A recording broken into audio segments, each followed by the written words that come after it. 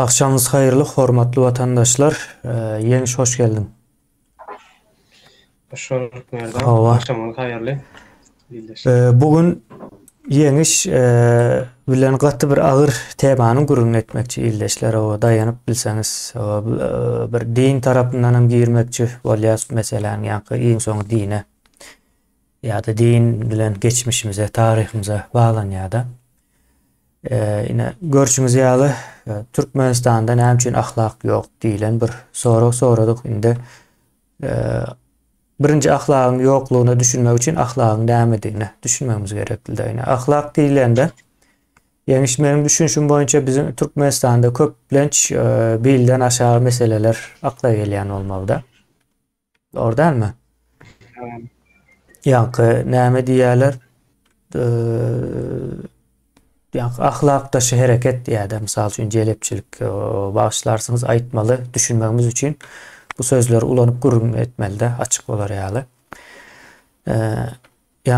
Ya jelepçilik ya şoňa benzeş bir ýagdaýlar ahlak daşy bir hereket diýip aýdýarlar. Ola ahlak daşy hereket ýöne esasy däl. Indi ahlakly bolmak ýa-da ahlaksyz bolmak diýilende näme zat akla gelmeli aslında? Yani doğru olan näme? Yalan diýip bilmeli, doğru da doğru diýip bilmeli. Ine bu ahlaklılıktır. Indi aýdaly bir söz berdi bir adam. Soňra şu wagtda etjek diýdi, etmedi. Ýa-da ussa söz berdi, ýa-da ussa söz berildi. Yani öňünden bir gurrundeşlik geçilýär-de, şu iş şeýdi edersip soň bolmaýar. Yerine varan bu esasen bizimki ýalak jemgyýetlerin hemmesinde de var. Arap, Türkiýe jemgyýetlerin hemmesinde de var. Orslarda da var bu zat. Ona aýtmak gerekli. Neme hayran galýatymda Ýewropalılar bir saat berýär. 8-15 geçende men şo taýda boljak diýe hakykatdan hem 8-15 geçende gelýär. Hakykatdan hem gelýär. Yani şu saatte gelecek diýse şu saatte garaş bermeli. Ay bu entek ýene 8 diýdi, 9'a gelir diýip yani biz şey diýäse. Sen bilýäs. Yani biz söz veren wagtymyz şu sözümizin yalandygyny özümizden bilýäs, beýleken bilýär. Soň yani sesini çıkarman, şoňa görä dogrulan şekilli bolýar da bu käwat hiç gelmänen bilýär. 9 yani 8'de gelecek deyip 9'da gelmen hiç gelmen bilýär da. Şoň ýaly ýagdaýlar hem bar. Yani Ýewropa ýurtlarynda eýle bir zat ýok. Yani hemme zadyň saat ýalak işlemegi gerekli diýip düşünýärler. Indi bizde näme üçin onuň ýaly däl? Ine yalan aýdýarlar içinde ikinci bir pikri, ikinci bir plany bolýar, seniň hem habaryň bolmaýar bundan. Ine bu zatlaryň hemmesi ahlaksyzlyk bolýar. Ahlak meselesi ýa-da ine näme geleli? Ine Gurbanyňly Berdimuhammedow ahlaksyz adam. Näme üçin ahlaksyz adam? Yalan aýdýar. Şo taýda oturup etmeli işini eden ok, ýani oturýan bolsa. Şonuň üçin hem etmeli işini etmeýänligi üçin hem prezidentlik sıfatı hiç bir zatı yok. Türkmenistan ütgän tökmän suratda cezalandyrylmaly. O cezalandyrmanyň sebäpleriniň biri ahlaksyzlygydyr. Yalan aýdýar. Ýurda halky ýok etmek üçin ýüregine düýüpdir. Şonu hem o ýerine ýetirýär. Bunu hem öz üçin däl başgalar üçin ýerine ýetirýär. Iň ahlaksyz adam diýip bilersiňiz ýani bu misalda. Ondan soň aýalynyň aldamasy ýa-da äriň aldamasy nemesine yoldaşyny bulam ahlaksyzlyk. Açyk aýdyp şunuň ýaly boljak däl diýip aýdyp biler. Ona hem aýdyp bilen ok, onuň hem bir aýratyn tarapy barsa, onu aýtsa da iş aýdýar. Ýani düşünşip gürleşip hiç zat ýerine ýeten ok. Iň soňky barmal derejesine barýança sessiz neme diýär bu zatlar. Yani dörep bu yetmeli yerine yetiyor. Ne şeyle bir zat var. Son karz alıp yine karz alıyor. Şu pelança vakti verecek deyip o vaktinde bermen gitmesi bulan bir ahlaksızlıktır. Ondan soň bizde edil tersine näme diýýär? Karzyna ýa-ni berge izna soraýar beren puluna. Şu soran adam ahlaksyz nemesine düşürüp bilýärler de Türkmenistanda. Yani o karzı alıp onu yani pulu alıp öz ýerine gören adam gowa adam bolup gidýär. Şu pulun eýesi pulunu izna soran wagty indi bergen izna gaýtaryp berdilen wagty şu diýen üçin ahlaksyz ýagdaýa düşüp bilýär. Aslında eýle däl. Sen söz berdim. 3 günden soň, bir hepdeden soň ýa-ni 15 günden soň diýip aýdýarlar da kan bir ay nemeden ok 3 gün, bir hepde 15 gün diýip o ýa-ni tap berýän pulum diýip alýarlar. Şeýle ýagdaý var. Bu zatlaryň hemmesi ahlaksyzlyk ýa-da ine bir güden toy edýärler ullakyn. Ulu bir çykdaçyly. Soň şol toy sebäpli ýa-ni toy eden ýigit ýew daşyna çykyp işlemeli bolýar. Gelinem içinde galýar. Soň gelin içinde 3-4 ýyllap ýeke özü. Soň onuň bolmaly ýaly tebiği ýa-ni nemeler sebäpli. Näme diýerler oňa? Allah başlaýar ärini. Üýtge diýär näme diýip baba aýdylýar bilemok bu nemelere temalara kan girmän soň söz bir wagt aklyma gelmedi. Soň bu gezek ýa-ni ullakan o çykdaçy edip toy edip karza batyp soň o mejbur ýurdun daşyna çykyp işlemäne mejbur bolan ondan soň 4 ýyllap öýüne barmadyk adam o bir tarapda soň ýa-ni gelin bunu ýal durmuş bolmaz diýip başka bir taraplara göz aýlap başlayan ol ahlaksyz bolýar. Ýa-ni ahlaksyzlyk aslında başyndan gaýdýar da bu işin. Şonuň ýaly bir ýagdaý bu. Ahlak meselesine o şey demedip bolar. O ýeňi senin aklyna bir kısa misal gelse aýdyp bilersiň. Soň bir canly nemesine görelde hazır bir video görürs. Soň birazrak size din nemesinden bir hadis Peygamberin sözünü okap berjek. Arapçasından okap berjek adam. Onan mazlyk etmesinler. Bir misal var olsa ýeňi senem o neme goşsaň gowy bolsa hemen hemme zat aklyma gelen ok Türkmen jemgyýetine düşünmek kyn, gaty çalışyrym. Hoşoýun. Ýa-ni karz alyp soňundan senden karz soraýar, soňra ýygyna soraňda deme seni erwedip görkezýärler. Bu hemme kişiňe men öz başymdan emmeşdi arada 64 ay mundan ok. Biri men tanaýanym däl ýöne men tanaýanymyň tanaýany. Iň gyzykly. İkisi ikisi demedip men tanaýanymam oňa ananyp direkeni onsoň ilk o mana jaň etýär şuňa pul berip seni bar bolsa gaýrat. Onsoň ödem jaň etdi gepleşdi 4 günde diýip.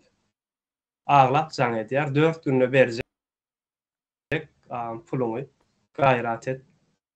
Soň maňa menem 5 şo pulu ýene ýygyna uğratmaly wagtym bardy da kartymda durdy. Soň bolýar diýip 4 günlük diýip berdim men onu. 4-nji güni akşamsy maňa geçirmeli söz berdi de. Andys bawy ýalady. Söz berdi 4-nji güni pul ýok. 5-nji güni pul ýok. Indi men ertesi gün 5-nji güni men özüme gerek bolup başladym o pul. Men uğratmaly birine onu. Uğratmasam men neme batýan ýani. Borja girýände. Men başyma düşüp başlady kynly. Soň ýene jaň etdim. Näme etdiňiz oňa? Siz söz berdiňiz da. Getiriň puluny ýere diýdi. Ona şuň çykyp bilmedi. Ine birinji gün çykýar, ikinji gün çykýar şey edip 45 günden soň näme? Aýdyp iň soňunda zordan aldy. Gatyr onam ol oglan men bilen aradyr oglan arasyndaky demek ýani özünden çykaryp berdi ahyry. Yani ziyana galan ol boldy. Indi bu özüm alyp bilen okşondan. Häzir etçende 4 ay geçdi.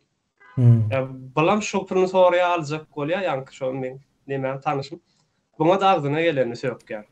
Hem pulunu alýar hem ağzyna gelen söý. Pulnaly hawa hemim ağzyna geleni söý. Ene bizim türkmenleriň ahlak ýaly şey. Soň men näme düşünýär, näme soraw gelýär de merdan ahlaksyzlyk başda nerden döräk gaýtdyk diýdim. Men şeyler bir pikir edýän.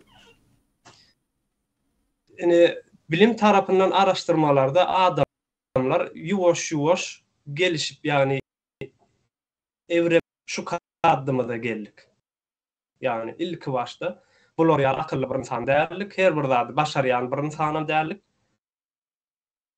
Ýöne ýuwaş-ýuwaşda näçe 100.000 ýyllaryň geçmegi bilen şu kaddymyza geldik häzir. Entegem ýene de adamlar ýene 10 ýyldan hasam üýtdöşük nemeler çykyp gelişýär adamlaryň gelişmesi. Biz meselem şu bardagy şeýle elimizde tutýanan bolsak, şunu tutmany gönümen öwrenme gelişmekde bolany üçin öwrenip. İlk başdaky biz dören insan şu bardagy şeýle tutup bilmeýär elinde. Gön ağzı bilen ýap. Yerden 4 aýakda Gön ağzı bilen ýapdan içýärdi, soň el bilen iş başlady, ondan soň. Ýuwaş gelişmekde bol. Indi bu bilimsel tarapyndan, indi bunu seredýän bolyn bir adaçygan bolsa, şu tarapa egerde ýekkin edip üns berseň özüňi jogarýan. Ha, bu geçen atalarymız, bizim atalarymız ýuwaş gelişipdir, onda menem gelişmeli diýen zat dörýär. Indi dini tarapyndan seredenimizde biz tokgo bir adam görnüşinde gelipdiriz. Yani gelişmeýändir, gelişen görnüşinde gelipdir. Tok asmandan düşüpdir, Allah ýasapdyr. Ähli zatlaryň beýnimize goýupdyr, hemme zady biz bilýäris. Bir zat etjegen bolsak, şondan ýazylan, aqwalymyza, takdirimize, garyp bolsak, garyplyk ýazylan, baý bolsak, baýlyk ýazylan. Oň daşynda da ýene günä diýipler, çykarýar, goýýarlar orta. Indi meselem şu nämäni we getireli. Hemme zat bize ýazylan bolsa, ýazypdyr, şonam edýän bolsa. Men sana eliňe bir kagaza bir hat ýazjak. Sen ýazylan hat. Yani garşymyzda da ýene de bir seniň ýanyňda. Şola seniň ýanyňdaky adamyň adyna goýup hat ýazjak. Erwederlet paýyş sözler bilen söýüp ýene de. Osom ol adamam sana aýtdy hat del okap berdi ýaşy. Senem gönü ýazylyş ýaly edip okuyan o taýda da ýani sen aýdyp duran ýala, kodam söýüp duran ýala. Ýöne sen hat okap dursun. Indi sen günäkarmy ýa-da men günäkarmy? Ýa-da o hat günäkarmy? Ýa-da hat günäkarmy? Ýani ýazylypdyr, çünki biz edýän işlerimizde günä ýene bol. Ýani o haty okutdurup sen cezalandyrýarlar-da şu hatda ýazylan sebäple. Şo bolýar. Ýani sen hiç ýyly o taýda dahylly ýeriň ýok, sana diňe olada maýt düşgat okap berdi, senem okap berdim, onu da o ýerde oňa bir erbe sözler ýazyly. O da aýdýar, sen näme üçin maňa söýükgen zat edýän. Yani senin hiç ýyly dahylly bir ýeriň ýok, ýadan başga bir. Dini tarapyndan seredilse, onsoň adamlar şu dini tarapyna ýykyn edilen jemgyýetlerde jogapkärsiz bolup başlaýarlar. Ya hemme zady bize bir berýär, edip berýär, ýani taýýar bir zat etmäne geregimiz ýok. Ýa-da erwet bir zat etsegem, buny aqwalymyza ýazylan eken, takdirimizde bar ekeni, şoň üçin şeýle diýilen ýalak nemede? Jogapkärçilik duýmaýarlar, onsoň ahlaksyzlyk çykýar ortalyga. Yani hiç bir zatdan sorumluluk duýmaýan bir adam ahlaksyzlyga gelip edýär. Yani aýtýarna, meselem saga 8-10 ýaşda geljek diýen bolsa 10-na gelýändir ýa-da 9-da gelýändir. Yani sorumluluğu ýok adamyň hiç ýyly özüni almaýar, jogapkärçiligi duýmaýar. Şo ýerlerden çykýar. Din tarapyndan aýtsagam, bir gön şeýle seredemizde biz insan. Yani Hristiýanam däl, musulmanam däl, ýa başga bir butparadam däl, ýene bir nemäňkem ýa bir tarikadyň kam ýa bir insan şekil. Egerde dini tarapyndan seretseň sen insan däl, ýani sen bu dilim bolýarsyň. Ýani şondaky ýazylan kada kanunlar boýunça hereket edýärsiň. İnsan bolsaň, insanlaryň ýazylan kada kanunlar boýunça, insanlaryň öz arasyndaky alalaşmalary boýunça hereket edersiň, işlärsiň. Meselem bir sana 8-10 yaşta gelliydi senem barjak diýdin mi? Şekilde söz verdin. Bararsın şu 8-10 yaşında. Sen söz verdin de. Söz Söz verdim, verdin. o. Ola mutaýda şoňa wagtyny aýryp garaşýardy. Indi ýeňiş Ha. o bir neme görelle biz şu taýda. Bir video göreli ýöne şeýle. Ses sana gelecek däldir ýöne sen onu gördün. Bunu o ýerleşlerimiz o dinler görür indi ýanky ahlak nemesi ýanky karz bergi diýdik bir giden zat aýtdyk da ýene şonuň hemmesini bir nemede jemläp görkezärsine şu taýda ýerleşler içinde gat agyr hapa gepler hem bar ýöne bunu eşitmedik sözüňiz däl. Bu Türkmen jemgyýetiniň bir nuskasy aslında ýanky hemme kim şu derejeye gelip bilýär da ýanky aýtdyňa. Ýanky pul berdi, karz olup aldy. Soň şo bergisini izine soranmakda ýanky hem pul beren ok hem sögünç. Agyr gepler neme diýär-de. Şu taýda ýerleşlerimiz o dinlesin bir ýarym minutluk o neme dinlen görüň soň buň üstünde dowam eder. Ýöne öňünden duýduraýyn, agyr hapa gepler bardyr içinde. Başına yemedim mi? Kendi Elimde Amerika'da elimden öyle Türkmenistan'a edecek. Ben amma hiç kim saklama. Onu da sen saklamazsın. Ben Huday'dan sen kork. Sen. Ben var günezin. O dünyada var cayır yanarsın da. Ben Celepçilik etdiğin için mi? Ben güneyim götürüyen ya. Hem de adımı. Öydün allına. Zakazatüstü var.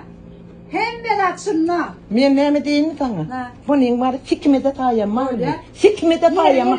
Senin sikime tayama. Men temizlik Kim etayman gelsin? tom Kim şey gelsin? diýende. Kim gelsin? Men temizlik etayman tom şey diýende. Kim gelsin? Kim gelsin neydi? Bir de bir siýramda bırak olarak temizlik etayman. Ben siketay. Ben öydün kim ne helçike görkezecek men. Göreli. Men sana hem de adı ne Göreli. Göreli. Bolýar mı? Göreli. Yumaldyňy bile. Men yumamak Şalaba. Yumaldyňy. Celeptin. 60 yaşap celepçilik etýäm. Şunun dämi? Akaşda Mustafa dogry etýän eken $6.000 allyňa, beriýdina. Meňem pulum allyňa, beriýdina. Alyver kamera, alyver. Alyan. Mustafa, sen şayat Mustafa. Şayat şu pul alla, sen şonu pul allyň şayat men. Huday. Hudaý sizsin. Men hani görkep şayatladyň. Seni nerede pul alym? Hani pul alym? Hani nerede pul Meňem alym? kän pul allyň sen. Hani nerede pul alym? Depozit allyň $2.000 depozit allyň şay pul allyň.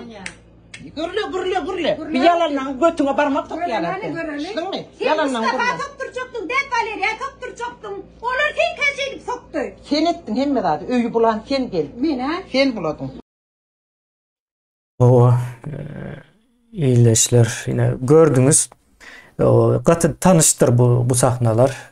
Gatı tanıştır ýanky hiç ýanky birinji gezek gördüm, hayran kaldım. Ýene bir zat diýmäne gerek ýok. Birinji gezek ekranlarda gören olmaklar mümkin. Ýöne öz durmuşynyň içinde görüp görler. Ine bu görýäňiz o bir näçe ayal Amerikada bular.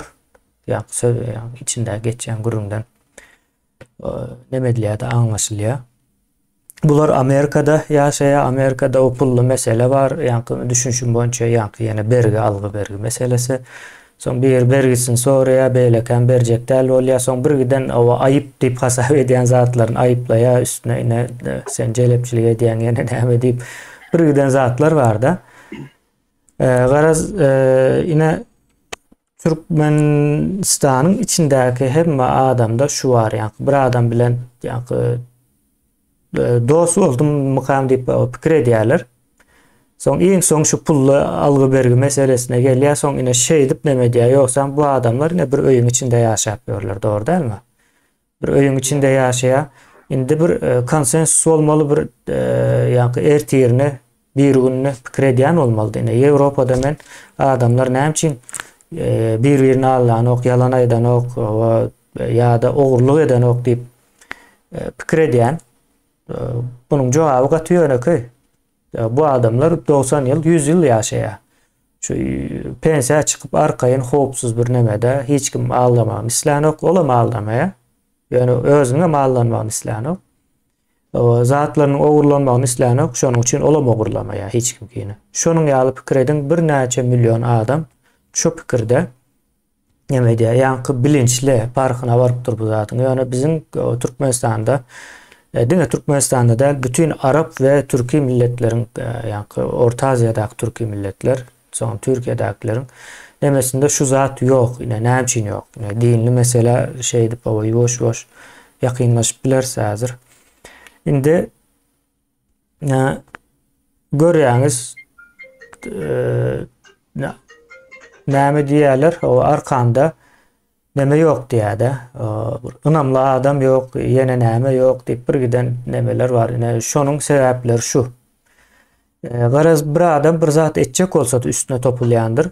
Ýa-da imsim durar soň iň soňunda şu eger bir zatlar edip üýtgäp bir nemelere ýokary derejelere ýetberse ýa-da ýetip barýandygyny görse soň şoň üstüne topulýarlar. Bütün ayıp deyip hasap ediyen. Yine celepçilik ne yüzüne uğrayadı. Bilmedik yani edip etmendir mi? Yani Türkmenistan'da etmese de etti deyip ya da şuna yani ımtılayan ya da görkezbem yani aydı veriyor. Yani şu yağdayda hiçbir kaçanım ne ağır taraf ne bär tarafın sözüne inanmalı değildir. Yani sebebi urşun çıkış maksadı başka. Cahillik. Yani cahilin aydayan sözüne inanıp olmaya. Şimdi bu ne bize nemeden geliyor? Arap kültürasıyla bağlantılı yağdayda geliyor.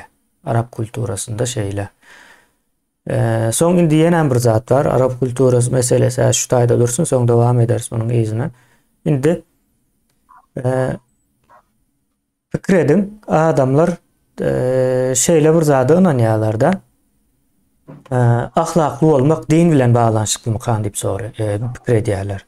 O zatlar dinde var, ervet zatlar insanoğlunda var deyip fikir ediyorlar. Hatta misal için aydalı bir sahne imam, molla cin çıkaracak deyip katıken vakalar var da ayarlar, kıyızlar zorla yapıyorlar. Cin çıkarayan deyip. Kimin kellesini aylap, o neme diye kimi zordan kellesini aylap bilmese de şey deyip gören her gün bir näçe vaka gawat gelýär habarlarda. Indi biz bu videony bir gyra aýraly. Ünsümüz bölmesin. Indi hakykatdan hem o ahlak ýa-ni dogryny aýtmak, ýalan aýtmaly däl, ogurluk etmeli däl. O birinji dinde çykyp soň adamlara mı geçdi ýa-da adamlarda döräp soň dini adamlar ogurladymy insanyň ahlakyny. Soň ogurlap täzeden sana satyp bilýärler da.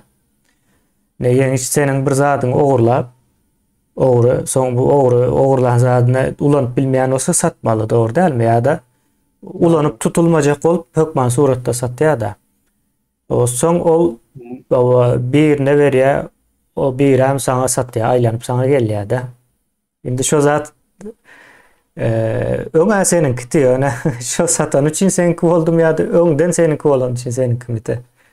Diýilen ýa filosofik bir sorak da. Ne şeýle indi neme var? Nerden ýa ogurluk diýende ine Türkiýede bir musulman İslam ýurdu. Hemme kişi yani dört tarafında mescitler var. Hemme kişi namaza gitýär, zat etýär, täretli, töwürli diyeceksin. Arasında adamlar diyeceksin. Yani Allah'tan korkusu var adam.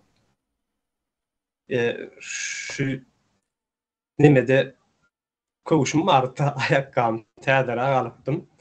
Öýüň içinde çıkarman taş kapıda çıkarıp koýýan bämide. Bir gün ýerden bilen turup işe gitjek bolum, hiç kovuşum yok daşarda. Alıp gidipdirler. Ýygna. Yani näme diýjek yani? Seninki däl men bir hayran aldyrýan bir zat da yani insan bolsaň meselen bir zat sen şu zat alýan şu zat seninki. Sen şu ýerde goýsaň ertesi soňra gelip meni alyp gidiberlerdiň çünkü seniň zadyň ýöne sen goýmadyň ýöne geçip barýan şu zat dur şu sen bir grada dur sen alyp bilmersin seninki däl çünkü bilýän özüňki öz zadyň tanaýan sen. Özüňki därligini näme üçin alýan özüňki bolmaýanlar. Bu baron soňa söz bermek meselesinde de yani Allah'ın adından and içip awy ýalaýanlar bizini bir ýerde işledik arada bolýan. Söz berýärdi. Gepleşigimiz var yani. Her cuma ertesi hesaplaşmalı. 6. günü. Her cuma ertesi söz. 6. günü hesaplaşmalı. Sözleşme var. Cuma ertesi geldi hesaplaşmalı. Dol hesaplaşmalı. Bu birinci saparda. Yani onun sözleşmesini her 6. günü dol hesaplaşacağız. Listen kapatacağız. Bir nem atacağız diye. Bol ya şonu yalak sözünü anan ya. Ay görsün Müslüman adam Allah'lı, doğalı dili. 6. gün hep dedi doğru vermedi. Üstünden alıbilmedim şunu ya pul doğru geçmedi böyle. İkinci hep doğru, ikinci hep de 6. gün alıbilmedim. Ertibadar gün beri. Ondan sonra Badar günü mene verdi, o da doğru olmadı. Bu ikinci yalanı. Sonra Badar günden geçti birinci günü, sonra ikinci günü. Ahirinde taşladım. Yani diye men ne diye yok koruyumda Allah var diye yani yok koruyumda Allah var men Allah'dan and içen. Man Allah kepilliydi. Şey diye Allah kepilli. Ananın diye. O zaman benim canım yanağım sen dedim. Allah kepilliydi senin sözün için işlemdi. Biz berdi yani sen bir zat deyip söz verdin. İnsanın bir sözü vardır. Diyen vaktinde şu sözünü tutmasan yalançı oluyorsun sen. Yani sen Allah'ın var olsun, Allah'ın yok olsun o gıdıklandırma yani. Yalançı adam oluyorsun diye. Yo men yalan sözlerimi alıp bilmedim yine näme diýerler. Bu hem köp yerde var. Gatkan yerde. Indi bir zat var da şu nemämizden o getirip koyalı. Şunu hazır okarsa da. Indi Allah kepilim Allah diýär. Indi şeýle bir zat var. Eger nemeden alıp bilmesen gidip kepilinden almalı da pulu. Indi sen hazır gidip Allah'dan şu pulu alıp bilýärmi? Nereden alayım? O mümkün değil onun yalzat. Olan bilýär şu alıp bilmejegini bilýär. Ýöne şu taýda bir neme Allah'ın adyny ulanyp seni köşeştirip neme diýär. Soň iň soňda senem näme etmeli? Şu Allah sana o kepil olan Allah bu gezek özün şoňa tapşyryp goýýanda. Gatı bir ýa paradoksu. Näme diýär? Düýünden birine ters bir zatlar. Ine şu durmuş hem Arapları hem bizi zayaladı. Indi men size hazır peygamberin bir sözünü okap berjek, ýeňiş. O Arapçasından okap bereýin, soň inanmasçylyk etmesin, onun ýazat ýokdur, ýene näme diýip çeşmelerine çelle. Gatykan. Ine bunu näme üçin okujagym aýdyp bereýin. Ine aýdýarlar bir musulman diýip hasap edilýän adam, o bir ahlakdaş bir iş edýär, ogurluk edýär, bir ýaş gyzy zorlaýar, ýa-da jin çykarjak diýip aýallar zorlaýar. Ýa-da umuman yalan nemeler iş edýär, namaz okap, täret alyp ýöne etjegini edip ýörseň, şunu görkezýän ine o musulmanlyk şu diýende. Soň olam aýdýar ýok diýär, bu bir adam sebäpli bütün dini yamanlap bolanok diýär. Bu taýeçelle okey, ýani belli bir ýerde razılaşıp bolýar. Indi meniň şu taýda bir nemem bar.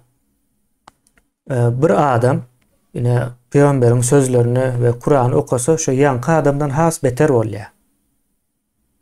Ýanky ol gyz aýal zorlap ýörenler aldap molla.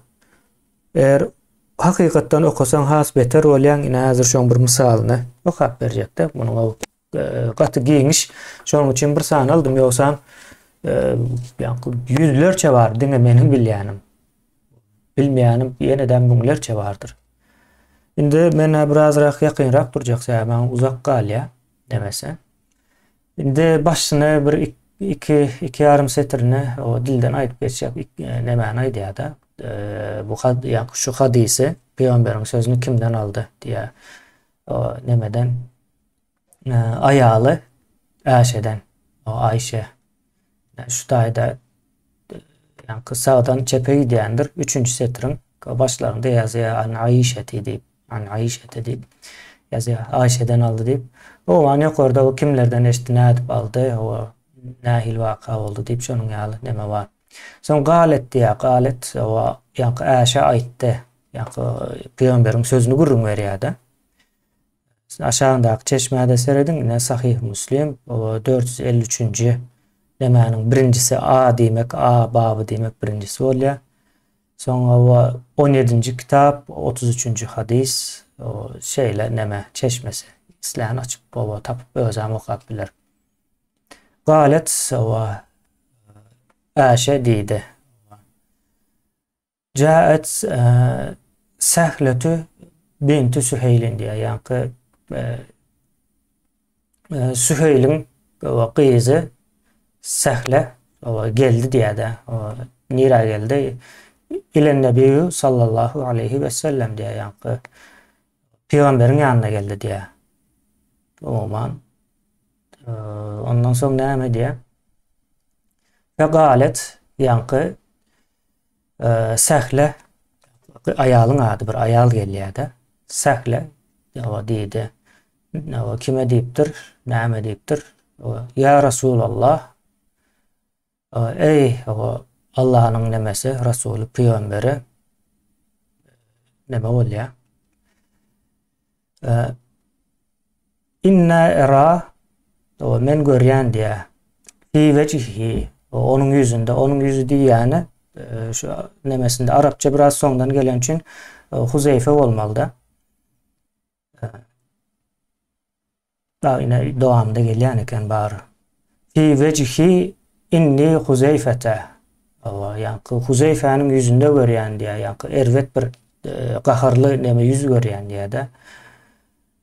Min duhuli Salim'in. Salim oğlu. Yani övey oğulları Salim. Bir oğlu var. Yani duhul demek dahil olmak. Salim öye gelen vakti diye de umuman gelen vakti. Huzeyfe de yankı Sehel'in eri olya. Bu peygamber dövründe yaşayan adamlar. Yankı Sehel peygambere gurrun veriyor. Huzeyfe erin yüzdeye kaharlı olya. Haçan da Salim öye gelen vakti diye. Näme üçin gahar gelýän näzir aýdyp berjek. Ben bu taýda diňe näme aldım wakan dolu bilýän. Ve huwa halifehu diýär. Yani bir çatışýarlar, urşýarlar diýär de soň ikisi bir-birini gören wagtda birinji Huzeyfe äri Salimi öwey oğluny gören wagtda gahar gelip soňra bir-biri bilen näme diýerler? Urşýarlar, dawalaşýarlar. Ondan soň fekalen Nebi sallallahu aleyhi ve sellem diye. Soň peygamber aýtdy. Tawa näme diýdi? Erzi'i onu emdir diye. Yani şu söz näçinji setr bolýar bu? 1 2 3 4 5 6-njy setrin iň soňkysy, yani çepden bolýar. Erzi'i onu emdir. Soň galet yankı Sehel Huzeyfe'nin ayalı Salim'in öveyecesi o galet aýtdy o näme aýdypdyr ve keyfe erzi'ihu diye yankı bunu nädip o emdireyin diye nädip emzireyin diye o näme üçin aýdýar bunu ve huwa raculun kebirun diye o bir erkek adam diye. O kebirun ullakan erkek adam diye de racul demek adam demek erkek adam demek. O ullakan erkek adam diye men onu nädip emzireyin diye. Şeýle bir soruya. Fetebesseme Resulullah sallallahu aleyhi ve sellem diye. Yani peygamber fetebesseme tebessüm etti diye de yılgırdı diye. Ondan sonra cevap veriyor peygamber. Kale o cevap veriyor. Kad alimtu ennehu raculun kebirun diye yani.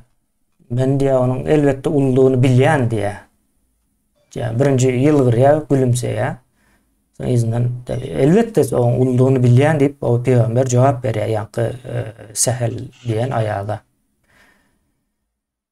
O şeyle bu taýda gutarya hadis. O yine iki goça durnak. Soň izinde yine bir neme var, bir versiýasy bardy. O versiýada Buhari'den neme dilen boldy. Buhari'de dip bilen hadis kitabı. O taýda da kim aýdy?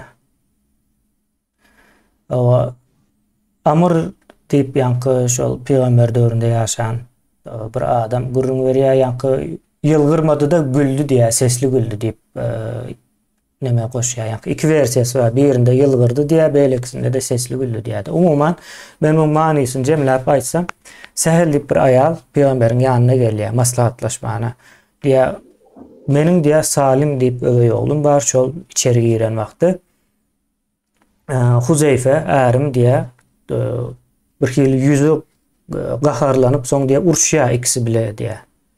Son peygamberim diye onu Salim'i diye emdir diye. Yani son olam hayran haliye. Ne edip emdireni ullakan adam oldu diye. Son peygamberim o yılgır ya da izinden bilyen ulluğun diye. De son öynün içine girip diye. De ben başka nemelerden hem okaptım da bunu. Biraz bu bilinen, kabul edilen bir zat. Hakikatten ama o yine hadisinde. Pikir edin övey oğlu var, ullakan. Şonu diye emdir diye. Ne için aydayandır sen pikirince? Ben gururumu vereyim. Indi kav. Äri oğlundan ayalını, täze ayalını gawan ýar. O hakda yine bir haýsy ayatdan bilemek göne eşitdim şeyle neme gelen olmaly. Ayet var yani. Bu ayet inenden sonra diye sizin atalarınızın nikahlı ayallarına öýlenmeklik haramdır diýilen bir ayet gelýär. Yani Arapların İslam din öncesindäki däplerinde bar ekeni. Öwey oğullary meselem atalarının ayalı ýerine öýlenip bilýän ekenler. Din İslam şol ayet onsoň ýene aýdymda şeýle ýalyar. Egerde bu iş bu ayet gelmeden öňce ýa-da bu ayeti okumadyňyzdan ýa-da eşitmediňizden öň gerçekleşen bolsa haram däldir. Yani kabuldur diye.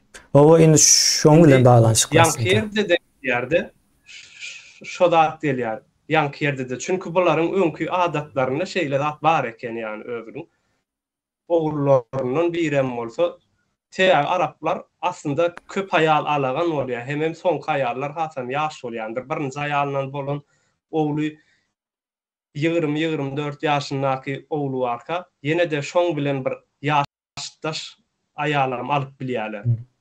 Araplar. Şondan bu gawan ýar yani äri kakasy oğlundan sonku ayağını gawan ýar. Çünkü ayaly ýaş bolmaly. O şeyler bir zat o yaşam däl, o ýaş bilen baglanşykly däl Arapların kulturasyna, tarihine nemetmelde men gurrun bereyim. Aslında yankı Araplarda övey çağalary hakyky çağı diýip hasap edilýär. Ýa şu meniň bundan soň gyzym oğlum diýen wagty. Şey diýilýär soň İslamiýetiň gelmegi bilen peýgamber bir neme ayet getirýär. Öz övey oğlu var. Neme adı Zeyd ibn Hureyre olmalı. Zeyd bin Haris, yanlış ettim. Zeyd bin Haris deyip bir öy oğlu var. Şonun ayalı var. Şonun ayalını almalı deyip ayet gelýär. Kur'an'da var bu zat nemeden. Son bunu ayratın bir nemede gurun ettiler. Son şonda hem bekim hayran galya. Bu nähil bolday diye Peygamber öz oğlunun yani övey oğlasında Zeyd övey oğlu öz oğlunun ayalını aldı deyip son gurrun gıyvat yayrap başlayadı Mekke'de. Son o neme gelýär? Ýene bir o ayet gelýär son övey çağalar hakyky oğlunuz bolýan däldir şonuň üçin olaryň ayallary bilen öýlenip durmuş bolupdylarsınız diye. Yani Peygamber Zeyd o diýilen övey oğlunun ayalyny özüne alýar. O nemäniň adam Zeynep bin Jahş şol Zeyd'in aslında ayalı övey oğlunun Peygamberin övey oğlu Zeyd'in ayalı Zeynep bin Jahş. Şu alýar soň hemmekim hayran galya bu nähil boldy. Peygamber öz oğlunun ayaly bilen öýlendimi diýip gurrun ýaýrap bir hil neme bolýar. Soň ýene bir ayet gelýär. Övey çağalar sizin hakyky çağalarınız däldir diýen ýalyk şoň ýaly bir neme soň şey diýip neme diýerler-de. Soň şo wakadan soň hemmekim öýündäki övey oğullary bilen urşup başlaýar. Men ýok wagtym öýde bolma. Men ýok wagtym öýejeň bilen bile ýeke galma öýde diýip neme gelýär-de. Ýa-ni her türlü nemeler gelip duran bolmaly-da. Soň şonuň üçin urşýa ýanky. Bu taýdaky Huzeyfe bilen Salim ikisi urşýa, arada da Sehel neme da ýanky Gurhan da bu taýda. Eň o ýanky ziýan çeken şol bolýar. Soň olam çydap bilmän peýgamberiň ýanyna gelip sorýar, peýgamberim onu emdirdi ýa-da. Ullakan adam ýanky emdirdi, ýani ýam söwüşlerde urşup gör. Kılıç nemedip. Soň indi gyzykly tarapy, biz bunu hem için gurrun edýäs, o din meselesi däl, bizim gurrun edýänimiz ahlak meselesi. Bizim şu atky karz algy bergi ýene nämämizin aňyrsynda da ine şu zatlar ýatyr. Biz bu zatlary okap bilmesek hem o mollalaryň aýdýan gurrun berýän ýa-da nesilden nesile geçýän nemeler bilen baglanşdyryp içinde yetişip gelip durus. Biz bilemiz o aslında şunun aňyrsynda nemäniň bardygyny. Soň araz ýagdaý şeýle umuman aýdylandy. Indi bu ul bir nemäni üýtgedi şu Arap nemesinde. Soň muňa meňzeş başga da yüzlerce zat var da, ýani Kur'anyň içinde ayet var diýdim. Peýgamber öz öwey oğlunyň aýalyny alýar. Öz aýaly edip, ondan aýrylşýar, soň öz alýar. Muňa da değişli o Kur'anda ayet var diýe. Ine biz sana ýanky Zeynep'i diýdik, o al diýdik senem. O almadın, aslında içinde bar da almak näme için almadın diýip peýgambere gulagyny çekýär ayetde. Şeýle bir ýanky neme var, soň ine ayet geldi, mecbur men almaly boldum diýip ýanky öwey oğlunyň aýalyny alýar. Ýani Zeynep bin Cahşy. Ne ýagdaý şeýle. Indi bu bir ahlak. Bize gawat gelýärmi ýeňişine bizde bolup bilermi şeýle bir zat, mümkinmi? Bize diýmeli umuman insanlyga gawat gelýärmi? Gawat gelmeýär. Sen insanlyga hiç gawat. Kijije çağan aldın, yetiştirdin, o bir onun bir aýratyn durmuş gurma nemesi var, aýry bolma insanyň nemesinde bardy, guruluşunda. Belli bir ýaşa ýetip özü yetişenden soň aýratyn öýe çykyp aýratyn nemede ýaşamak. Ol garry aýal bilen ýanky ýaş oglanyň arasyndaky özem ýanky öz çağasy edip ýetişdiren adam. Şeýle bir ýagdaýlar. Mümkinmi? Men pikirimçe mümkin däl. Ine İslam ahlaky diýilende ine şu zatlar var içinde. Men şonuň üçin aýdýan, hakykatda adamlar şu İslamiyeti okap öğrenip yerine getirse haseret bolýar hazırkysynda. Nereden bilýän diýip soram. Ýeňişine mollalar az olak bolsa da gyzyklanyp okaýar. Soň okaýar, görýär, beýle zatlarym bar, Allah diýen olsa bolýar onda. Diýär. Ýöne adamlar kabul etmeýär. Näme üçin kabul etmeýär? Bilen ok. Bilmeýän olsa, "Baba maňa näme diýär? Men ederim" diýär. Aňyrda o dünýäde muň üçin azap ýok diýär. Soň jin çykarjak diýip zorlap ýörler. Soň ýene başga zat etjek diýip onu edip ýörler. Yalan aýdýarlar. Ýene soň ýene Kur'andan bir misal bereyim. Nämede bolmaly da bu? Nur suresi bolmaly. Nur suresi 33-nji aýatda 3-nji sözlem. 33-nji aýatyň 3-nji sözleminde o taýda şeýle neme geçýär-de? Ýani gyrnak meselesi Kur'anda kabul edilýän bir zat, gyrnaksyz durmuş bolmaýar diýip umuman Kur'an okasaň şeýle netije çykýar. Indi gyrnak diýmegem gul diýmek, haky hukuky bolmaýan, ibadat edip bilmeýär, hojaýyny ruhsat bermese. Ibadat etmäne, hatta geyinmäne de haky ýok. Gulun geyinmäne haky ýok. Şeýle bir neme var, hadis var Buhari'de.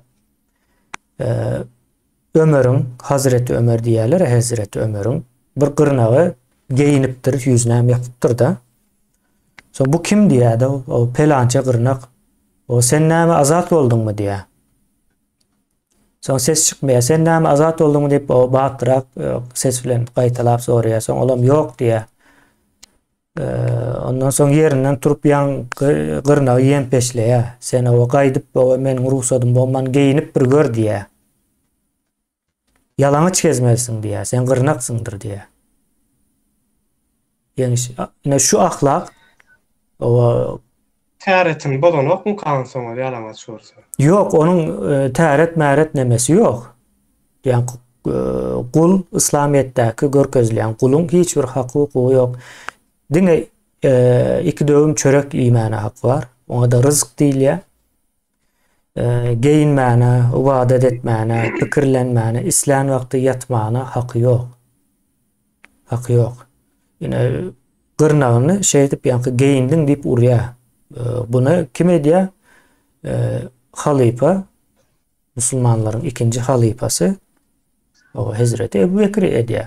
Soň bu zady men görýän, okuyan özüm bu islami nemelerden Buhari'de ýazýar. Kabul edip bolarmy?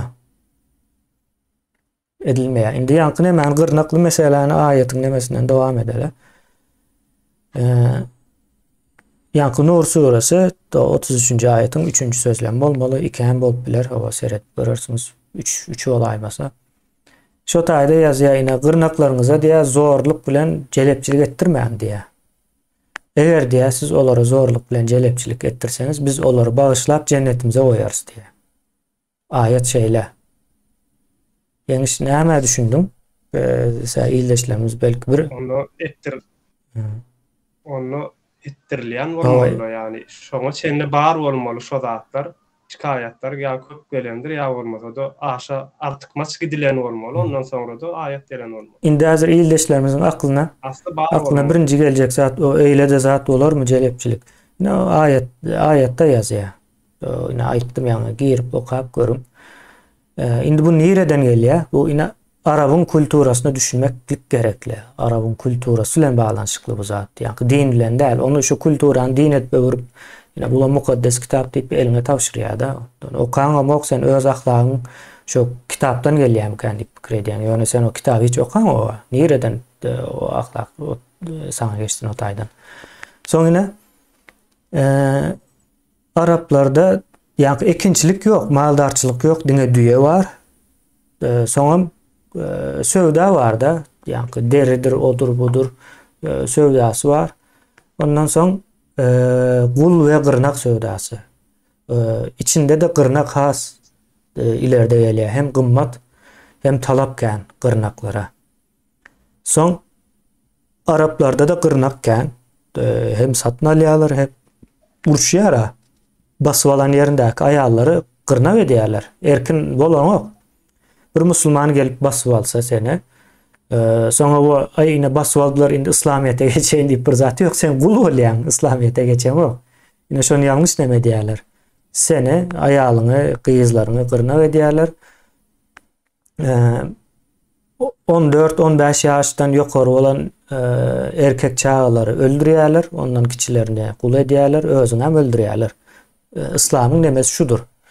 Girip o görün tarihini görün, İslamyň fıkhyny görün. Hemme ýerde de şu zatlar ýazýar. Ýa-ni şonuň üçin aýdýan, ýa-ni dini öwrenin, okan diýip, okamaň diýip hiç açanamaydım. Şu musulmanlara ýa-ni dinini okutturmak üçin janym çykdy, ýani. Indi Kur'ana da şo taýdan geçýär da. Ýa-ni gyrnaklaryna bir giden gyrnak var, jelepçilik etdirip pul gazanýarlar Araplar. Soň bulam neme diýerler de şikayet ýa-ni aýdyşyň şon ýazatlar var, ay bu dinde bolup bilermi, ýene näme diýip. Soň birazrak ýumşatjak bolýarlar bunu. Näme üçin arak haram diýip ýazdyň da, şerap haram diýip göne aýat bardy orada dälmi? O şerap haramdır diýip aýat bar. Näme üçin gyrnakçylyk, gulçylyk haram diýilmändir? O taýda bir adamyň durmuşy bar, ýanyp barýar. Ol adamlar köp ýaşanamok barır. Ýa-ni hojaýyny islemese, ýa-ni garra diýär, garrap barýar, islemese aç goýup öldürüp bilýär. Ýa-ni şondan gutulmak üçin. Bunun hemme nemesi var. Girip bu nemeseňiz sözde ýazýar, ýa-ni Türkmenistan konstitusiýasy ýaly o adamyň o eýle hak bar, beýle hak bar diýip hiç haýsy ýerine ýetirilen ok. Mümkin däl ýerine ýetirilmesi. Ýagdaý şeyler bu meselede. Soň ine bize 1000 ýyldan beri şu ahlak, o gönümel kitapdan däl adamlaryň ýa-da şu musulman diýilip neme diýen sınıfyň üstünden geçen. ayalların, gyzlaryň hak hukugynyň pesligi ýa-da ýoklugy hem ine şoň bilen baglanyşykly, gyrnakly mesele bilen. Ine ýene bir neme mysal bereýin-de. Kimde edil ýadyma düşmedi. Ýöne bilýätim. Adyny aýsam has boljak da, ýadyma düşmedi. Garaz. Peýgamberiň ýanyna bir ayal gelýär, ine meni şul adam zorlajak boldy diýip tartaklady köçäniň ortasynda diýär-de. Soň ol adama aýdýar, men diýär nerden bileýin diýär, ol gyrnak ýaly gezip ýör diýär-de, ýalanyç. Ýani Arap nemeleri Peýgamber döwründe ayallary üstü açyk, ýani şu üst var ýa, açyk gezýär. Ýani olarda şeýle, ýani üstün yapmak soň geldi. Olam ayet bilen var, ýani örtülerini şu göğüs diýär-de, göğüslerini doğru nemetsin diýär. Aşağı indirsin, ýani üstün yapsın diýär-de garaz. Ýani näme? Köýnegini ýokaryna da o giysin diýip aýdyp duruşda ayet var şonuň ýaly. Ýöne baş yapma ýene näme barada hiç il ayet ýok. Diňe bar ayet şol ayallar näme üstün yapsın diýip. Olam ine şo ýanky bir adam biriniň aýalyna o zorlajak bolupdyr ýa-da zorlapdyr. Soň şonuň üstüne bir ayet gelýär, bundan soň näme bolan erkin azat ayallar, ýani gul bolmayan, gyrnak bolmayan ayallar egin baş giymeli, egin eşikleri näme bolmaly diýip o ayet gelýär. Soňra bu taýdan hem düşünýäs Araplar o geyinen oklar eken. Birinciden gırnaklara hicem geyindiren oklar. Hatta suratan var. Geniş. Men onu görkezbem bilerim. Sana söz vereyim. Ben suratı ekrana getirýänçe. Zatlar görkezmek. Ine şu örtünmek memesi var aslında nemeden öň biziň eramyzdan 3000 ýyl mundan sümörlerde dören bir zat. Näme üçin örtünýärler? Şoluň nemesi kanun çykarýarlar. Ýani o döwürde neme bar eken, bir çetde şäheriň bir çetinde kilise diýilýär-de bir jaý. Ibadethanada. Şo binanyň içinde ibadethanada ýani ýaş ayallar, ýaş yetişen oglanlary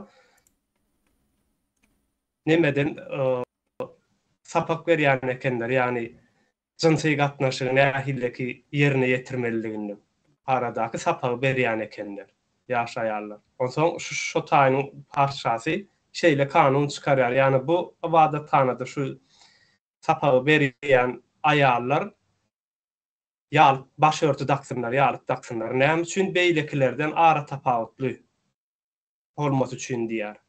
Ara tapawutly bolmasy üçin diýär. Ondan soňra Babil'e gelýär bu. Babil'in hökümdary kim wadi? Dilim uzunda şu wagt. Asur mu Marduk mu şo? Ha. Ana bunu geç Hammurabi da bolýar. Hammurabi başgaça kanun çykarýar. Herli ayallar örtsün. Ýalyp başörtü taksınlar, ýalyp taksınlar. Ýani äre çykmadyklar bilen ara tapawutly olar ýala gelip kanun çykýar. Başörtüniň çykýan ýeri sümörlerden gaýtýar, ondan soňra Babil'e geçýär, Babil'den soňra ýaýrak gaýdýar. Yani onu biz Araplardan bize geçipdir diýilen bir zat ýok ýani. O taýlardan geçmedi. O ýeňiş surat telefonumda ýaly, men o taýdan kompýutere uradayn men.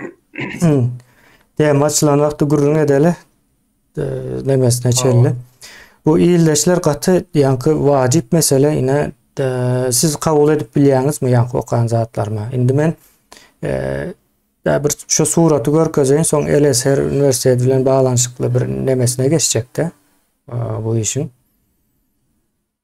Nädir? Yani umuman men neme diýen görýän tarapym ýanky ýalançylyk bolsun her näme bolsa da adamlar insani kanunlara däldi, Allah'ın kanunlarına ýa-da dinin kanunları boýunça hereket edýärlerdi. Şo taýlardan çykyp gelýär. Çünki sen insanyň kanuny näme isleýär insan? özünün goýan zadyny başga biriniň almamasyny isleýär. Ya da öz çağalaryna başga biriniň azar bermesini. Gyzyna, meselem yetiş barýan gyzyna başga birleriniň radylygy, şonuň radylygy bolmadan dokunmasyny, degmemesini isleýär adam. Ya da adam isleýär, söz beren adam sözünde dursun. Meselem her hil ýagdaý bolup biler, senin belki bir goňşuň başyna bir kyn iş düşüpdir, çyndanam bir kömek gerek, ýani pul gerek ya başga bir zat gerek, ýöne şertli alýar senden, näçe wagtlyk diýip ve sözünde durmasy gerek, ýani men 10 günlük diýip alýar, no ýerine bermesi gerek. Çünkü bu insanlaryň kanuny. Emma bu ortalıkta dini taraplardan ya başka düşüncelerden gelsek, ortaya gelsek onu insan değil oluyor. Yani eğer de biz Müslüman olsak onu Müslüman oluyor yani insan değil. Çünkü insanlar hakkı, insanlar yani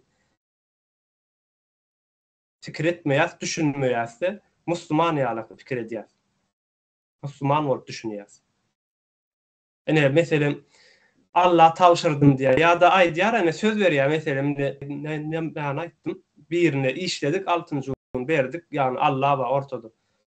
Yani kanun var değil mi yani adam ya da ben şu adı şu vaktinde verilmesem ben şu kanun boyunca bana üstümden şikayet edip bilirsin yenileme edip ya bir sözleşme de bağlaşmaya senin bilen yazılı görünüşünde kadar. Öyle dilden ay diyar. İnsanların kanununda kanun var, yazılı kanun. Her bir zadın görünüşü boyunca. O yeniş yankı Allah'ın kanunu bilmedim bar mı yok mu ya da Allah'ın kanunu bar deyip şu nemesinden gürleýärlermi. Yine bu bir asırdan birazrak gowrak wagt bolupdyr. 1910 ýyl miladi diýär. Ýa-da me harp bar miladi. Milad diýmek häzirki ulanýan nemämiz kalendarymız Arap nemesinde. Yine häzir men şu suraty şu ýandaky gyz bar 12 ýaşlaryndaky bir gyz 12-13 ýaşlaryndaky bir gyz. Şu gyzy aýyryn görmedik sirän bolun. Yine ýanynda bir ýaşly adam bar.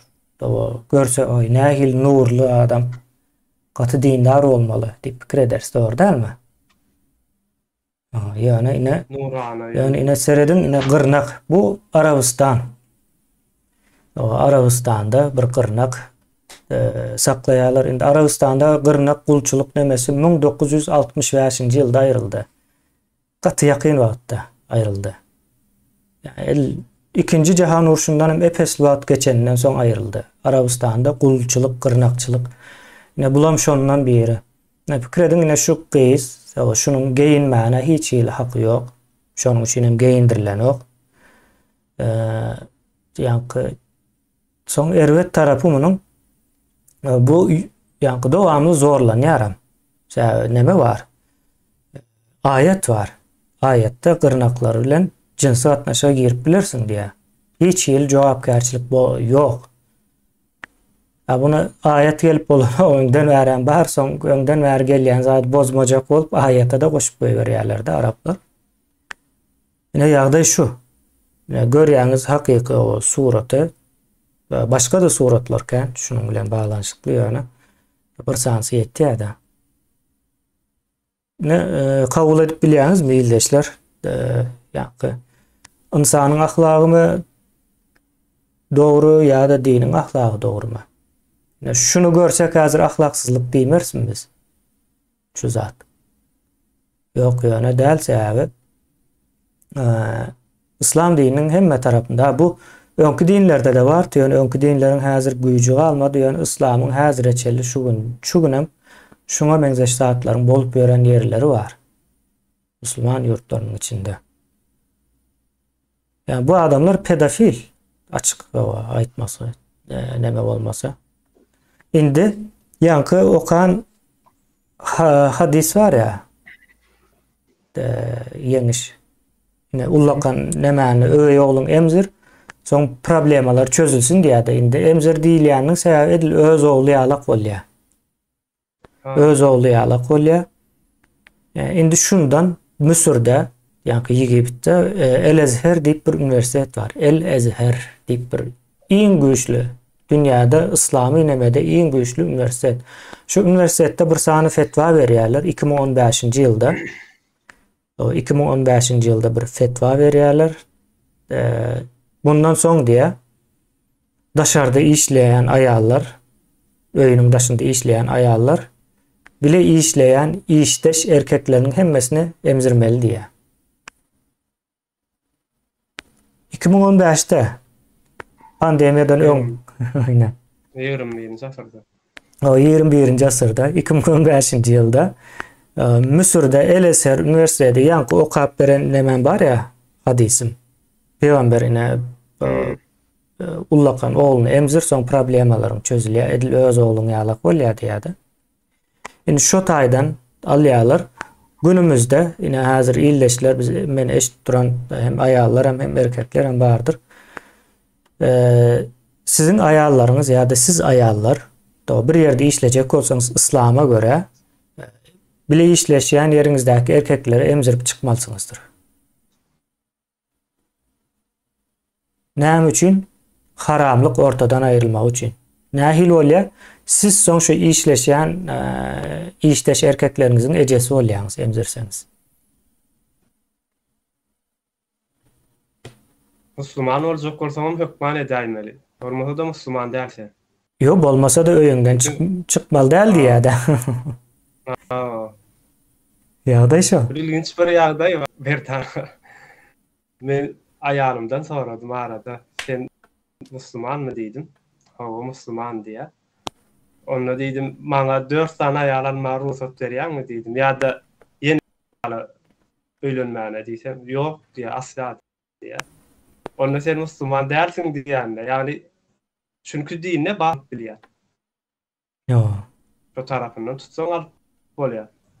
Onsoň yani sen her bir tarafa istediňçe edilýän de yani İslam dinine gelecek bolsaň alıvermeli onu aljak diýen alýan yani sen aýalyň garşy gidip sen üstünden şikayet edip bilen ok men Müslüman aýal getirdi diýip. Çünkü gidýän aýtýan bu dinde var men özüm men Müslüman näme üçin almaýyn. Almana hakym bar. Sana hiç kim işlat diýip bilen o taýda kim kösenýär? Aýalyň köz. Indi şonu özümüze getireli.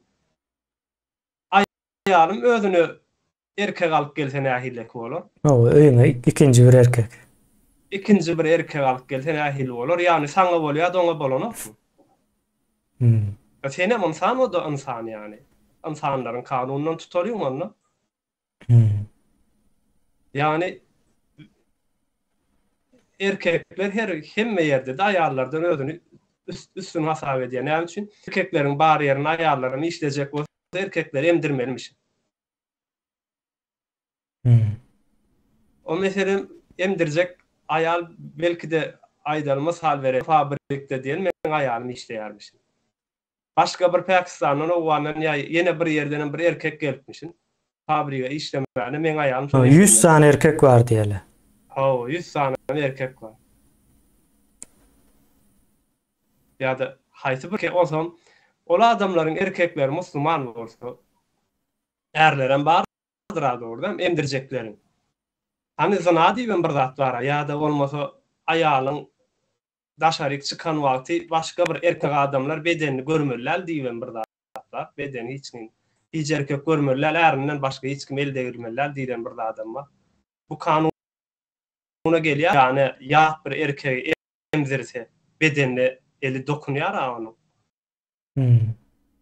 O kanuna nähillik edýär. Yani biri birinin üstünü örtýän bir zatlar çykýar.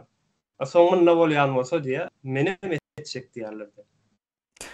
Onsoň şolar ýalak bolýar. Yani işiň daşyny koýup goýarsyň gelip alyp giderler.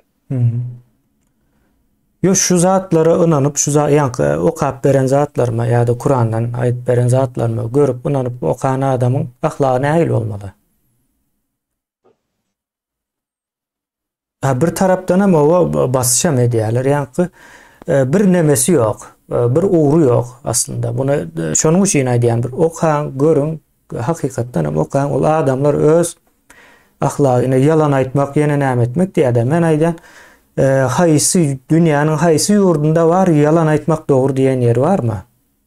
ya da oğurlamak kovzat diyen yer var mı? Dünyanın haysi yerinde var. O Kur'an'da yazan için var. Hel ol insanlığın demesinde var.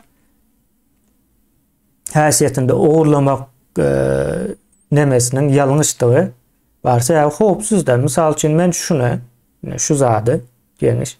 Arkayın şu tayda koyup gitmek isteyen. Şunu şu tayda koyacak. Bir içmeyene su alıp gelecek. Gelen vaktimam şu dursun şu tayda. Doğru değil mi? Ben şunu isteyen. Şonun için men daş dövrümdekilerin kiyinem oğurlamak. Men onların kiyin oğurlasam olaram son bir yerden üçün etmeler şu hiten zadı. Ola menden oğurlayacak. Indi neme gelele. Bugün biraz uzun oldu. Yine neme üçün ahlak bozuk Türkmenistan'da deydi ya. Bu biz hazır din tarafını gurrun verdik. Yani din tarafı yine garipçılığına da neme veriyor da sebep oluyor. Yine aslında oğurluğa ya da yankı celepçilik deyip aydayan nemeğinize yalançılığa şu üç esas üç neme hemmesine de garipçılık neme oluyor. Sebep oluyor. O garipçılığa da neme sebep oluyor? Cahillik. Cahillik neme zat üçün ediyor? Din üçün ediyor. Din ilmide ama cahil yetiştiriyendir. Ne edip yetiştiriyor? Yine yani okap verdi ya. Şu zatlar okap, şu zatların içinde yetişen adam cahillerde ne mi olmalı?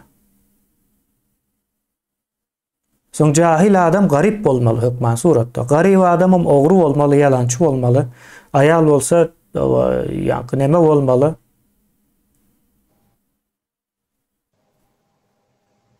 Yine nirelerden geliyor. Hazır Türkmenistan'da bir iş gurrun ver yerlerde bir hil gördüm yani haberlere da yazmaya. Bir ayal işlemene çıkıptır Daşoğuz'dan. Türkiye'ye gelip işleptir, son tutulup gidiptir. Yurdun içine deport oluptur. Son baran vakti kıyızlar var eken de iki sanak deydi mi? Öyüne celephanaya örüptürler de. Son o ayal ağlap gurrun veriyormuş da. Yine hemme pullarımı şular nemetmesin deyip iyi verip durdum diye pulum yok. O kıyızlar hem gidiptir, öyem gidiptir diye de. Indi nemede gezer yağdayım yok diye diyemiş de. Şu köçeye çıkar yalı. Yüzüm kalmandır diye. O indi o gelele bu mesele. Bu adamlar haysı kulturan içinde yetişti. Çok iyice öznem koşal şonu özü daşından o neme görünüyen olup bilir yani. Özlem şunun içinde. Son şunu daş dövründeki erkekler diyele ya da yine polisyadır, yine nemedir hemmesi şu işin içindedir.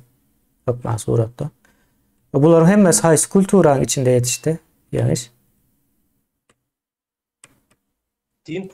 din kulturasının içinde yetişti. Yani din demedi yine bir zat etmeli değil, ne için etmeli değil? Dinde şeyle yazıyor. Yo dinde değil, yine şunu uğurlamak haram diye de, qadağan diye. Doğru değil mi? Okey, o qadağan. O qadağan da onu bilen. Yani ne için qadağan? Düşündüren oklar. Sen şunu uğurlasan, o seninkiyle başka bir uğurlamalı oluyor.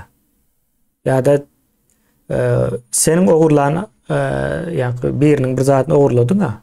Şimdi şu adam gidip başka birinin demesini uğurlamalı oluyor. Yani sistemanı bozuyor. O sistemanı bozuyor. Sistemi bozuyor. O yine bizimkiler şu zatı düşünüp bilen ok yine siftafor kızıl ışık yan ya doğru değil mi?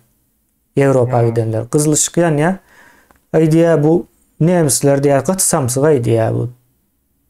Köçeden diye hiç il maşin yoldan maşin öten ok diye şonda da qaraşıp otuyor diye de.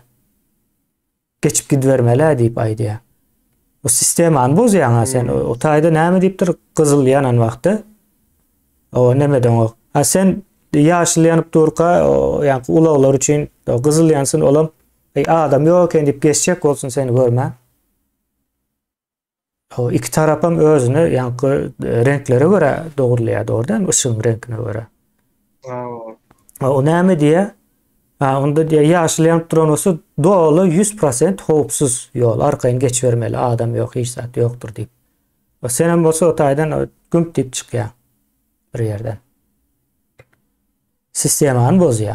Yine onu şey deyip gurrun vermeyerler. Ne deyip gurrun vererler? Yani o siftafor kızıl vakti geçmek haram diyorlar. Düşünen nokta o haramın anırsında ne var? Deyip sorasan sen Allah'dan köp bilýän mi diýerler. Ne? Bu işin gelýän ýeri şu. Gynasakda. Bu ýeňiş saňa da söz beren soň Cemlä ýeli gaty uzynam boldy. Illeşlerimiz bilmedim. Gyzyklanarmy, gyzyklanmazmy bu tema boýunça? Yine de bir zat var, ne bizde bir hakkını alıp bilmese, yani hakkını alıp bilmese näme diýär? Sen Allah'a tavşırdım diýär. Ya da men aýmyndan o dünýede alarym, hasabyny sorarym o dünýede diýär. Ýöne şu zady okamadylar, yani men Kur'andan bir nemesini okapdym. O dünýä baranlaryna hakykatdan eğer bar bolsa, o dünýä baranlaryna adamlar hatta ata bilen oglum öz meselem senin kakaňam senin ýanyňa gelip bilmez, senin aladaň edip bilmez, öz alada. Hemme bir-birinden gaçjak diýerdi. Hawa bir-birinden gaçjakdyr. Her kim öz aladasy bilen, yani öz nemesi bilen başagaý boljakdyr. Sen nädip o giden milyardlarça ýeriň içi dadyň içinden sen onu tapyp hakyny sorajak bolsa. Yo onu diýerler, o sorarsın, taparsın diýerler. Taparsın o ya da yine Allah tavşır diye, Allah tavşırsan bolýar. Allah tavşırdyň bar o dünýede allyň diýelýär. Bu dünýede sen şo hakyny alyp şo pul bilen çağalaňa şowuny bir zatlar iýdirmelidiň ýöne çağalaň iý bilmän şowun at solla ya da hassaň var diýeli işlediň şo puluny alan watyň hassaňy bejermelidiň. Pul alyp bilmänligiň üçin aýyp bolup galdy. Yani seninni 50 ýyldan soň öllüňde o dünýä bardyň hakyny bar allyň diýel alaňdan soň sen 50 ýyl ýyzak öňkü bolup geçen hassaň ýagdaýyna dolanyp gelip bilermiň ýa-da şonu şäherden bejerip ýyzyna gaýtarap bilýärmiň? Saňa ne peýdasy bar allyň almatyň ýa? Ýeňiş bunun var ya has erwet tarapy, ýene ýa sistemany bozýar diýdi Allah'a tavşyrmak. Gurulan yurtdaky adalet sistemasyny bozýar. Ýa Allah'a tavşyrmak adalatsızlykdyr. Indi şeýle bir zat. O talap eden ok. Ine şu talap eden ok sözüňi nemet, şoň üstünden gurjak bolýanda sözlenme. Ine aýdaly ýa o dünýä öldüň, o mahşarda, mahşar diýmek, üýşürmek diýmek de, üýşmeleňde, hemen üýşürde. Soň inde Allah'nyň hakyky adalaty bar bolsa şeýle bolmaly. O indi men geldim, o bir giden o hakym var almaly. Nämem bar? Diyecek yine ondan o pelanç almalı, bu ne beyt men ondan onu almalı, bunu almalı diyecek. Şimdi Allah'a da şey diyemeli. Bolya buna almalısın, o alarsın da yani sen şuları bana tavşırıp şu zalimleri güçlendirdin diyse näme diyecek. Şu zalimler sen sebepli güçlendi. Sen şu demede karşılığını vermedin, diken bana tavşırdın. O dünyanı iyiň bir adalatsız, o zulüm mekanına ördüm diyecek de. Ne var ya Merdan? Elini daçılık edip yaş, gelinler yaş, oğlanlar yani. Şu aç taylarda var. O dilekçiler. Men ilk başta gelayan wagtdan 1 TL, 5 TL ýadym bulara. Nebis mariyat, çünkü biz yurtda kakyan görmeýärdim-de. Naýynjar bir hilli Allah'ın hakkı üçin näme diýip. Indi görýän, ýa soňky 1-2 ýylyň, 2,5 ýyl görýän bolyn. Gaharym gelýär gördüğümçe. Hemem şu pikir gelýär. Eger men şuňa pul bersem, gedaýçylyga destekledigim bolýar. Ýani getirim ýapýan. Az köp gedaý köp ölsün diýip. Az gedaý köp ölsün diýip şoňa ýatyrym ýapdygym bolýar. Çünkü dinde de ýazylgy ýani gedaýçylyk el sermeklik günah diýip ýazylan. Bolanok gedaýçylyk etmeliler. Eger de men musulman, Allah'a da inanýan bir adam bol. Bir elini serip dur, hakkı üçin diýdi, menem oňa pul berdim. Men sowap mı gazanýan, günah ýaşdaýdy. Men pikirimçe günah gazanýan. Näme üçin? Ol adam meniň işlemezligi üçin men oňa yatırım yaptım, destek verdim, gedaçılık etmek için. Ertiriyene de gel Almanya'da. Gedaçlığa golluk verdin de. Ona derek ola oturan yerine öyle elini serip öyle çıktı. Oturdu. Benim o gün yerden turdum, dangdan 5'te turdum. Götümü derledi, işlettim, depemden gum soğurup kazanınca pulumu mucundan ona verdim yani. Men işlep geldim, o da işlemen oturan yerine pul kazandı. Adaletli oluyor mu? Bolonok. Evet, adalatsızlık oluyor. Hem gatınması deme kazanıyor da. Eğer de dini tarafından alsan günah kazanıyor. İnsanlık tarafından alsan insanlığın sistemasını bozuyor. Yani gitsin de işlesin adam, seni gedaçılığa destekleme. Yo, dini tarapdan günah mı değil mi bu neme? Dindarlar gatı başkaça neme berip bilýärdi. Bu mesele dindar diýip aýdýarsa o özlerine peýdaly bolar ýalyk netije getirýär. Ýanky ýeňişine gyrnak. Kur'anyň içinde gatkan ýerde gyrnaklardan söz edýär. Ýöne hiç birinde de gyrnak diýilen zat bolmaly däldir diýip ayet ýok. O gyrnaklar eýledir, beýledir, eýtmelidir, beýtmelidir diýip geçýär. Ýöne gyrnagy ol adamam diýen o zat diýip ýüzlenýär. Ýeňiş Kur'anda gırnaklara, kullara o zat diýip ýüzlenýärdi. Şonuň ýaly bir nemesem bar, häsiýetem bar Kur'anyň. Ýa-ni adam ýerine de goýanok aslında Kur'an aýatlary. Ýani olam ýadyma düşdi häzir. Men haýran galpdym. Diýmek bulara adam däl eken diýip. Soň Arap taryhyny, kulturasyny biraz öwrenip başlansaň seretdim. Araplar şeýle hasap edýän eken-de. Soň men şo taýdan çykarýan Kur'an doğalylygyna Arap kulturasyny neme önüme. Din men däl o zatdan. Ýa-ni din bolup bilýär, gyrnaklary jelepçilik etdirmäň, eger jelepçilik ýa-ni zorluk bilen jelepçilik etdirmäň diýär. Dolaýdaly. Gyrnaklara zorluk bilen jelepçilik etdirmäň, eger olara zorluk bilen jelepçilik etdirseňiz, biz olary jennetimize goýarys we bagyşlarys diýär. Ýani bira onu zorlap o neme diýär? Pikrediň erbet zada bu. Senem o bir Allah olup bütün alemleri yaradan olup o bir san ayette çözüp bilmensin yani meseleni ine. O gırnak edinmek haramdır. Boldu. Size gırnaklar haram kıldık deysin. Ansa da bu zat. Yani şerabı size haram kıldık deyip ayet var. O neme kan ve yani biçmedik et size haram deyip ayet var. O domuz haram deyip ayet var. Yani gırnak haram deyip ayet yok. Gaýtam gırnağı nädip o elde tutmasyna değişli bir giden ayetler var. Gırnak edinmegin. Yani neme var? Ayet var siz diye uruşlarda yani neme ele geçiren gırnaklarınız bilen neme öýlenip bilirsiniz diye de ayet. Ýeňiş. Yani gırnak edinin deyip duruşu şo. Erli olsa da öýlenip bilersiňiz. O yani çägi yok. Gırnak 100 sany 200 sany bolup bilýär. Gırnagyň nemesi yok, çägi yok. Gırnakda. Yok, o däl. Basyp alýarlar aýer bir neme. Bir basyp alnanlaryna gırnak alýarlar, şoňy duruşuny erkekleriň köpüsi ölýär. Belki de bir aýaly basyp bir gırnak edip alypdyr, ýöne onuň äri ölmändir. Esir eken, ýöne şo da bolýar eken. Hayal edip neme özüňi onun elinden aldı da. Şo da bol yani. Şo da bol yani. Yok günümüzde neme var mesela? Ine häzirki günümüzde siýasatçylaryň bir sözü vardyr şu Türkiýedäkilerde kan gawat gelýär. Ýoksullaryň garny doýsun, ýoksullar çağalaryna harçlyk berip biler ýalaky bolsun. Däme diýip ine şu saýlaw döwürler hasam kan bolandy. Ýöne hiçbir şunu aýtmady, näme üçin ýoksul bar?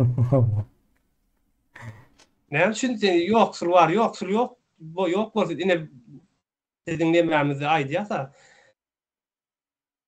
ýazýarlar, kommentariýalar oňa siz aýdýaňyz da täze Türkmenistanda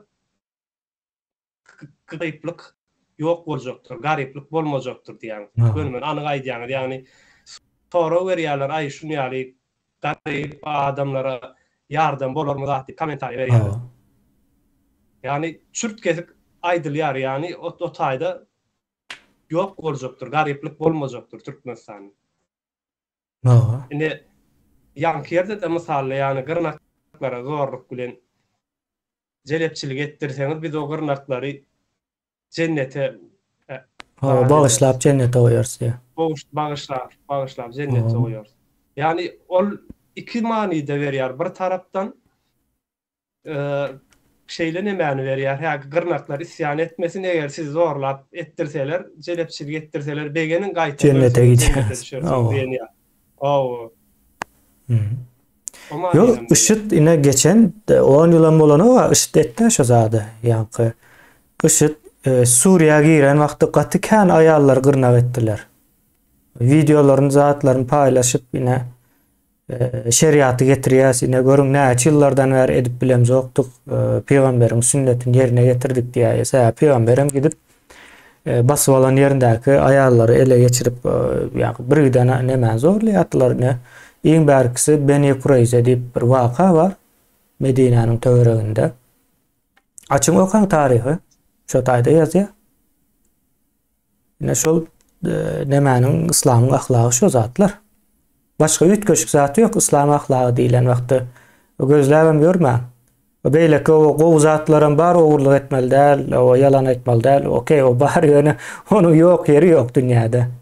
Dünýäniň giresine gitseňiz gidin ogurlyk etmegem, o gaterwet zatdyr. Yalan aýtmagam gaterwet zatdyr. Ýaponiýa gidin.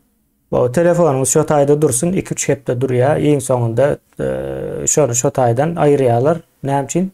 Hapa görünýär diýip aýrýarlar. Hiç kim almaýar.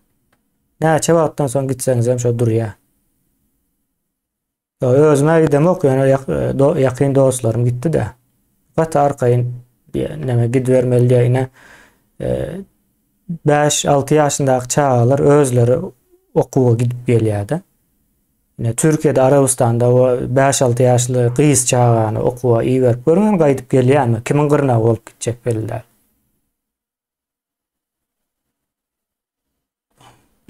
Şeýle, onda ýeňiş jemlä berelim.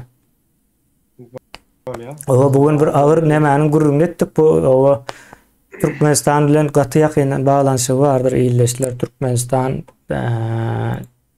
ýani bu şu ýagdaýa, ine şunuň ýalak ahlak bilen gelip ýetendir. Ine yalan zada yalan diýmän, dogry zada dogry diýmän, sesini çykarman. O imsim otur Allah'a tapşyr. O sesini çykarma, garşy gelme. Ya da o başımıza şunu Allah getirendir. Ya biz erwetdiriz, ya özünü günahkarlar, ya beýlekin günahkarlar. Beýle zaty ýok. Bu onun ýalak bir ýagdaý däl. Yani onu Allah'a da getiren ok, Allah'a da aýyrmaýaram. Onun ýaly zaty ýok. Şo taýa geldi, hiç kimiň sesi çykmady, o indi bugün ses çykmaly. Olar ama ýeňiş o günde günaşa Mekke'de ibadet var ne diýerler ýöne. Günde günaşa şeytan da. Ýöne o ine seret, ine şolaryň häzirki edip ýören ine ýegenler var ya. Ben mesem şolaryň Mekke'de haçda o ýene bir ýerlerde ibadet edip ýörler. Ýöne şolar köçede gyzlary goýan ok, zorlap. O her türlü neme barda. Onun bunun aýalam diýen oklar o köçeden o başynda ýanyna durup o maşyny oklap içine salonda zorlap öldürüp öldürenler hem bar. Ya bular ine haçda ibadet edip ýörler. Allah'ın en yakın adamları. Yine İslam ahlakı şeyle bir zat. İlleşler kıynansak da. O ne medya yani näçe günah etdiň soňunda tövbe edýär. Allah hemme tövbany kabul edýär. Onda bollanda bir edip bereliň yani soňundan 20-30 ýyldan soňra tövbe edip goýbersin yani. O şeyle. O tövbe nemesi. Demem neme var bizde ara gitşärlerde ýaş oglanlar ýa-da meselen bir erwet öýüne hiç zat getiren ok başgalaryna azar berýär. Hatta şonun enesinin atasynyň ilk arzuwy näme şulan bir namazda dursa aragyny oýar. Yani namazda namazy arak koyduryan bir aparat görünüşünde bir nemade getiripdirler yerlerde. 3 aydan aňyr gidýän däldir olam ýöne. O da hawa, o da biraz o kanaly etdi ya. Ýöne ertirlerine ýer turmaly. Hemen 5 saat okuyan wagtlar senin iş saatlaryna ters gelýär. Gawat gelmeýär. Oha, taşlaýarlar derre ýerde. Ay soň bu taşlaýanam o bolýa, o has erwet bolup izne dolanýar o zat. Onda oňa da hiç zada da hormat goýmaýan bir ýagdaýda dolanýardy. Hasam ahlaksız bolýar da soň. O hasam ahlaksız bolýan şey diýel ha. Onda jemläýäle. Bolýar, sag bolun ýerleşler. Soraularyňyz bar bolsa ýazym. Neme dersek ban jogaplarsyn. Gowy görýäs bu nemäni. Bu temalara. Bolýanda, sag ol. Bolýar, sag ol. Sag bolun.